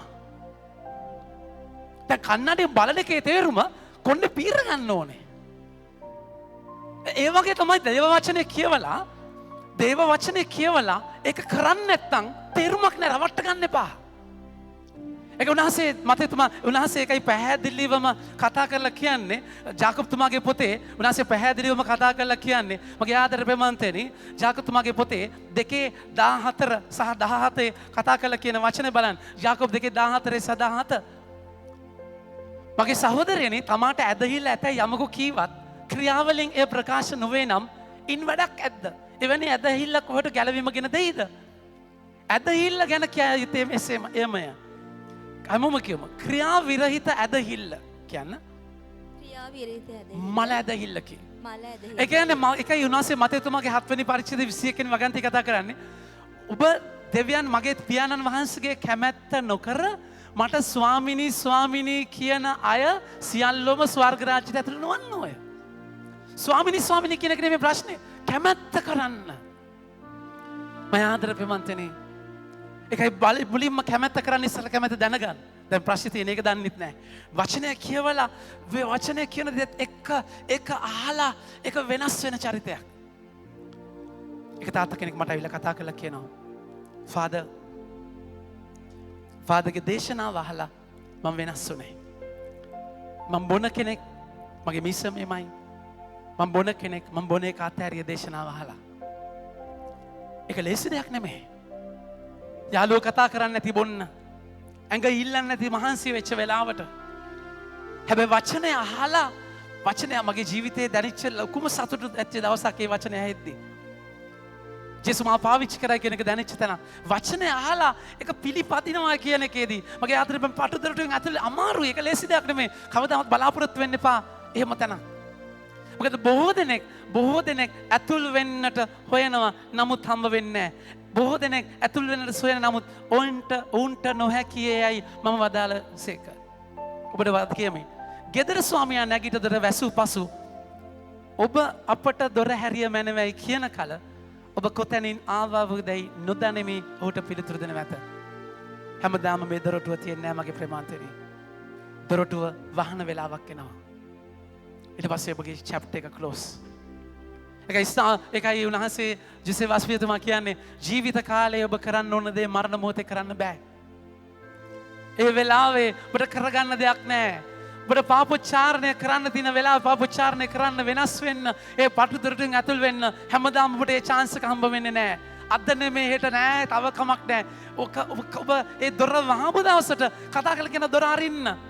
උන්වහන්සේ එලිදරව් පොතේ 3 වෙනි පරිච්ඡේදයේ 20 වෙනි වගන්තේ කතා කරලා කියනවා මම දොරකඩ තට්ටු කරා ඔබට. ඔබ දොර ඇරියන යමෙක් මාගේ හඬ ආසා දොර අරින්නේ නම් මා ඇතුළු වී ඔහු සමග කෑම කන්නේ මේ. ඔබ මා සමග කෑම කන්නේ මුළු ජීවිත කාලෙම ජේසුස් ඔබගේ දොරට තට්ටු කරනවා. ඔබ අරින්න නැතුව හිටියොත් ඔබට දොර වැහෙන දවසක් එනවා. ඊට පස්සේ ඔබට කරන්න දෙයක් නැහැ. මම ආදර ප්‍රේමන්තනි ඒගොල්ලෝ කියනවා ස්වාමීනි ඔබ කොතැනින් ආවද අපි නොදනිමි. ඔබ පිටුතුරු දෙනව ඇත. එවිට අපි ඔබ සමග කෑවෙමු බීවෙමු ඔබ අපේ වීදිවල ඉගැන්වූ සේකයි කියන්නේ ඔය. ඒත් ඔබ කතා කොට නුඹලා කොතැනින් ආවාහුදැයි මම නොදනිමු. රිලේෂන්ෂිප් එකක් මම දන්නේ නැහැ. ඒ දවසේදී මතෙතුමාගේ 7 වෙනි පරිච්ඡේදයේ 21 වෙනි වගන් 22 කතා කරලා කියනවා. ඒ දවසේදී බොහෝ දෙනෙක් ස්වාමීනි අපි ඔබේ නාමයෙන් ප්‍රබල ක්‍රියා නොකළමුද දිවස්වැකි නොකීමුද ඔබගේ නාමයෙන් දුෂ්ටාත්මයන් දුරු නොකළමුද ඔබේ නාමයෙන් නොඑක් ප්‍රබල ක්‍රියා නොකළමුදයි මට කියනු ඇත. එවිට මම කියමු කිසි කාලයක ඔබ නොහැඳිනෙමි දුදැනෙනි මා වෙත යහක් වෙන්න. ආගමෙන් ගොඩ යන්න බලාපොරොත්තු වෙන්න එපා. ක්‍රිස්තියානි සහතිකෙන් ස්වර්ගයට යන්න බලාපොරොත්තු වෙන්න එපා. ඔබ පල්ලිය හදන දේවල් වලින් ස්වර්ගයට යන්න බලාපොරොත්තු වෙන්න එපා. ඔබ දාන ලිස්ට් වලට දාන නම් වලින් පවුල් වලට පොතට දාන ගානෙන් ස්වර්ගයට යන්න බලාපොරොත්තු වෙන්න එපා. ඒ ගාන දාන්න නැතුව ඉන්නත් එපා. ඒක වෙනම කතන්දරයක්. තේරුණාද කියන්නේ නැත්නම් අපිට යන්න බැරි වෙනවා. කෙසේ ඒ නිසා ඒකෙන් බලාපොරොත්තු වෙන්න එපා. පර්සනල් රිලේෂන්ෂිප් එකක්. ජේසුත් එක්ක ඒ සම්බන්ධතාවයක් මතක තියාගන්න. ජේසුත් එක්ක ඉන්නවා නම් ජේසුට ආදරේ නම් දඬුවම් කරනවාමයි. දඬුවම කියන්නේ ඍණාත්මක දෙයක් නෙවෙයි. ඔබ හදනවා, අඹනවා, රිත්තනවා. උන්වහන්සේත් එක්ක යාඥාවට යන අය දන්නවා. යාඥාවේදී සමහර තැන් තියෙනවා අතාරින්නම කියලා. ඕන දේ දෙන්නෙම නැහැ. ඒක පාපයක් නෙමෙයි. සමහරට ඒ විදිය වෙන්නෙම නැහැ. හෙන ගෙඩි වගේ උත්තර හෙන ගෙඩි වගේ තීරණ සමහර දේවල් වෙනස් වෙන්නේ ආතක් පාතක් නැති වෙලා නන්නත්තර වෙලා චක බ්ලාන්ස් වෙලා චිකි බ්ලාන්ස් වෙලා අපි අසරණ වෙන තැන් ජේසුස් එක්ක ඉන්නදී එක වෙන්න ඕනේ. ඒ උන්වහන්සේ ඔබව අඹන විදිය, ඔබව හදන විදිය. එතකොට මේ කට්ට කාලා මේ ගමන එන්න උන්වහන්සේ එකයි කියන්නේ ගීතාවලි 85 වෙනි ගීතයේ 11 වෙනි වගන්තියේ උන්වහන්සේ කියනවා දැහැමි බව විශ්වාසවන්තකම මීතලයෙන් ඉහළට නගිනකොට දැහැමි බව සගලයෙන් පහළට යනවා. විශ්වාසවන්ත වෙන්න. තෙරේසා මෞතුමිය කියන්නේ එකයි not to be successful but to be faithful. සාර්ථක වෙන්න බැරි වෙයි. හැබැයි පුංචියට ඔබ කරන්න තියෙන දේ කරන්න. පුංචියට එක විශ්වාසවන්ත වෙන්න. ඒ ගමන ඔබ වැටිලා තුවාල වෙලා රගල කරලා එතනට ආවයින් පස්සේ උන්වහන්සේ කිය good and faithful servant. විශ්වාසවන්ත දාසය. පුංචි දේ ගැන ඔබ විශ්වාසවන්ත වුණා. මම ලොකු දෙයකට ඔබ පත් කරනවා. මම ආදර ප්‍රේමන්තනේ යාළුවෙක්ගේ පාටියකට ඉන්විටේෂන් එකක් හම්බ වෙනවා. යාළුවෝ දෙන්නෙක් මේ පාටියකට යන්න. මොකද වෙන්නේ? එක්කෙනෙක් ලස්සනට ඇඳගෙන දෙන්නම ලස්සනට ඇඳගෙන ගමන යනවා. එක්කෙනෙක්ගේ වාහනේ කැඩිලා ඊට පස්සේ මේක ස්ටාර්ට් කරගන්න බෑ මජං ගාගෙන නාගෙන ඊට පස්සේ ඒකට අත තුවාල කරගෙන ඊට පස්සේ යන්න විදියක් නැතුව පයින් ගිහිල්ලා පාටිය ඉවර වෙන්න යද්දී ආඩිය පිටින් පාටිය ඉවර ළඟයි මජං අර කොන්ද ඇඳුම් ඔක්කොම විනාශයි. යාළුවා ගාවට යනවා. අනිත් යාළුවෝ ඔක්කොම වෙලාවට ගස්සන්ට ගහන්න ගිහිල්ලා. හැබැයි යාළුවා දැක්කයින් පස්සේ ඒ යාළුවා බදා ගන්නවා. අනිත් හැමෝටම වඩා ආදරය දැනුනේ කට්ට ගාගෙන ගිය යාළුවගේ. මචං ගාගෙන ගිය යාළුවගේ. තුවාල කරගෙන ගිය යාළුවගේ. එමය ආදර ප්‍රේමන්තනේ ඒකයි ස්වර්ගයට ගියාම සමහර සිද්ධාන්තය කියනවා he will ask තාත්තා ගාවට ගියයින් පස්සේ පුතා තාත්තගෙන් අහවලු where are your wounds? ඔගේ තුවාල කෝ පුතේ? ඒක උන්වහන්සේ තුවාල ඉතුරු කරගත්තේ මේ ජීවිතයේ සැප පහසුව නෙමෙයි කුරුස ගමන කට්ට කන ගමන විමුක්තියට යන්නේ ගැලවීමට යන්නේ ගමනයි. එනිසා ඔබ මම තුවාල වෙන්න ඕනේ. ජීවිතේ කට්ට කන්න ඕනේ, හීරෙන්න ඕනේ, අට්ටකුණා වෙන්න ඕනේ, ගල් කැලුම් වෙන්නට ඕනේ, පොක්කලන් එන්නට ඕනේ. ඔබගේ ජීවිතේ කුත් ඇටි කරගැටි එන්නට ඕනේ මේ ගමනේදී මගේ ප්‍රේමන්තනේ. එනිසා සැප පැත්තකට දාන්න. පටුදොරටු හොයාගන්න. පටුදොරටු කිසිම දෙයක් නෙමෙයි. උන්වහන්සේ ජෝන්තුමාගේ 10 වෙනි පරිච්ඡේදයේ කතා කරලා කියනවා 7 වෙනි වගන්තියේ මම බැටළුවන්ට දොරටුවයි. ඒකන්ත මම ඔබට කියමි බැටළුවන්ට දොරටුව මමයි. ඒ දොර ජේසු. උන්වහන්සේ ජෝන්තුමාගේ 14 වෙනි පරිච්ඡේදයේ 6 වෙනි වගන්තියේ කියනවා මාර්ගය ජීවනය සත්‍ය මමයි. පාර ජේසු. වෙන කවුරුත් නෙමෙයි. දොරටුව ජේසු, මාවත ජේසු. ජේසුව අයිති කරගන්න. ඒ තන ජේසුවම බදාගෙන දරාගෙන මිටමොලවගෙන මේ ගමන යන්න. ඒකයි ඔබගේ පටදොරටුව. ජේසු නිසා කට්ට කන්න වෙනවාමයි ලෑස්ති වෙන්න. ඒක උන්වහන්සේ සිරාක් පොතේ කතා කරලා කියන්නේ පැහැදිලිවම පළවෙනි වගන්තිය මගේ පුත්‍රය ස්වාමින් වහන්සේට දෙවනි පරිච්ඡේදයේ පළවෙනි වගන්තිය පුතේ සිරාක් දෙවනි පරිච්ඡේදයේ පළවෙනි වගන්තිය මගේ පුත්‍රය ඔබ ස්වාමින් වහන්සේට සේවය කිරීමට අදහස් කරන්නේ නම් කරදර හිරිහැර විඳීමට සූදානම් වන්න. පටුදොරටුව පස්වෙනි වගන්තිය බලන්න. සිරක් දෙකේ 5 උන්වහන්සේ කියනවා රත්තරන් ගින්නේ උරගා බලනු ලැබේ. තෝරාගත් අය නින්දාව නැමැති උදුනෙහි පරික්ෂා කරන ලබන තෝරාගත් අය උන්වහන්සේ එකයි කතා කරලා කියන්නේ එසායා 48:10 තෝරාගත්ත අයටයි ආදරය කරන අයටයි මේ කට්ට. ජේසු අතාරින්නේ නැති අයටයි රිදෙන්නේ. ඒ නිසා රිදෙන එකට ආඩම්බර වෙන්න. අනිත් අය සැප විඳිද්දී මට කට්ට කන්න වෙද්දී ස්තුති කරන්න ප්‍රශංසා කරන්න මුස්පේන්තු වෙලා මුණවල් එල්ලගෙන කාල කන්න විදියට නෙමෙයි. ස්වාමීන් වහන්සේ මහා ප්‍රීතියකින් මගේ ප්‍රේමන්තනි එසායා 48:10 බලන්න. උන්වහන්සේ කතා කරන වචනය. යසායා 48:10 උන්වහන්සේ රත්තරන් ගින්නේ උරගා බලනවා වගේ ගින්න උදුනේ රත්තරන් මෙන් නොව ශෝකය නැමත ගින්නෙන් මම නුඹ සෝදිසි කර බලමි. ඒ ආදරය නිසා. එනිසා දවසේ අපි ස්තුති කියමු. ස්වාමින් වහන්සේට ජීමේජ් එක දෙන්න පුතේ. ස්තුති කියමු උන්වහන්සේට. ස්තුති ඔබ මට දුන් හැම දේටමත් ස්තුති මට නොදුන්නු හැම දේටත් ස්තුති පිළිතුරු නොමැතිව කල් කියත් ස්තුති මා සිතනා කිසිවක් උනේ නැතත් ස්තුති. ඇස්ක පියාගන්න, අත් දෙක පපුවේ තියාගන්න. ජීවිතය ඔබ කන කට්ට මතක් කරගන්න. ඒ අරගලය මතක් කරගන්න. අවංකව ජේසුට ස්තුති කියන්නේ මම වෙච්ච නිසා. ඒ මම වෙච්ච නිසා. මම ඔබ වහන්සේගේ තායබර පුතු වෙච්ච නිසා, දෝනි වෙච්ච නිසායි මට ඒ කට්ට. මම කාගේවත් නෙමෙයි ස්වාමිනේ. මම ඔබ වහන්සේගේ විතරයි. ස්තුතියි මගේ වේදනාවට. මට යන වෙන අරගලයට ඔබ වහන්සේට ස්තුතියි. ප්‍රශංසා වේවා. මහිමය වේවා. ආමෙන්.